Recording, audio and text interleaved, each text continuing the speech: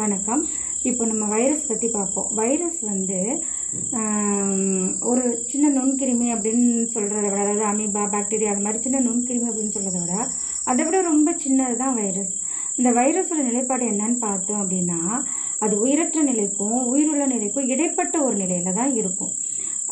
அதுக்குன்னு தனியாக சுவாசமோ பிரிக்கிற தன்மையும் இல்லை. ஆனால் ஒரு விலங்கோட உடலோ ஒரு மனிதனோட உடலோ அதுக்கு கிடைச்சிச்சின்னு அப்படின்னாக்கா அதை பயன்படுத்திக்கிட்டு தானே அது பெருக்கிக்கொள்ளும். இப்போ அந்த வைரஸை வந்து நம்ம ஒரு கிருமி அப்படின்னு சொல்கிறத விட அது ஒரு இன்ஃபெக்டியஸ் ஏஜென்ட்னு சொல்லலாம். அதாவது நோய் தொற்றுக்கான காரணின்னு சொல்லலாம். சுருக்கமாக சொல்லணும் அப்படின்னா ஒரு பிரதிபெட்டிக்குள் வைக்கப்பட்டுள்ள ஒரு மரபணு தகவல் அப்படின்னு சொல்லலாம். இந்த வைரஸ் வந்து உலகம் முழுவதும் பரவியிருக்கு, நம்ம உடம்புலையும் இருக்குது. இயற்கையாக நம்ம உடம்புல எதிர்ப்பு சக்தி இருக்கிறதுனால அந்த வைரஸ்னால எந்த ஒரு பாதிப்பும் இல்லை. நமக்கு சவாலாக இருக்கிறது என்னன்னு கேட்டால், ஆய்வுக்கூடத்தில் வச்சு உருவாக்குறாங்க இல்லையா அந்த வைரஸ், அதுதான் நமக்கு பெரிய சவாலாக இருக்குது. இந்த வைரஸை எப்படி நமக்குள்ளே செலுத்துகிறாங்க தெரியுமா? இப்போ நவீன காலத்தில் தடுப்பூசி மூலமாக தான். இப்போ அந்த தடுப்பூசி எப்படி போடுறாங்க? குழந்தைங்க அம்மா வயிற்றில் இருக்கும் போதுல இருந்து பிறந்து ஒரு 18 வயசு வரைக்குமே இந்த தடுப்பூசி போடுறாங்க.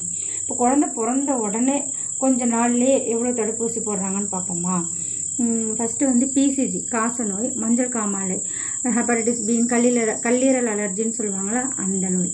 அப்புறம் வந்து என்ன வாய்வழி போலியோ தடுப்பூசி, போலியோ, திரும்ப ஒரு போலியோ தடுப்பூசி, அப்புறம் பென்டாவலண்ட்டுன்னு சொல்லிட்டு 5 வகையான நோயை குணப்படுத்தலாமா. அது என்னென்னா தொண்டை அடைப்பான், கக்குவான், இருமல், ரணஜன்னி, மஞ்சள் காமாலை, மூளைக்காய்ச்சல், அப்புறம் தட்டம்மை தடுப்பூசி, முத்தடுப்பூசி, ரணஜன்னி, ரோட்டா வைரஸ், மூளைக்காய்ச்சல், இத்தனை வைரஸும் நம்ம உடம்புக்குள்ளே செலுத்துகிறாங்க.